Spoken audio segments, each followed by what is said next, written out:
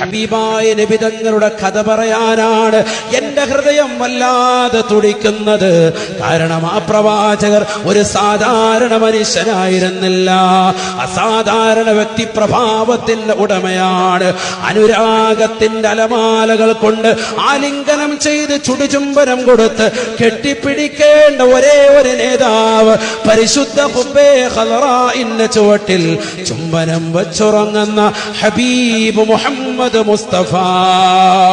മൽഹറുല്ലത്തമായ ഹബീബ് മുഹമ്മദ് മുസ്തഫ, സാദിഖുൽ മസ്ദൂഖായ ഹബീബ് മുഹമ്മദ് മുസ്തഫ, ശഫീഉൽ മുദ്നിബീനായ ഹബീബ് മുഹമ്മദ് മുസ്തഫ സല്ലല്ലാഹു അലൈഹി വസല്ലമ തങ്ങൾ മാത്രമാണ്.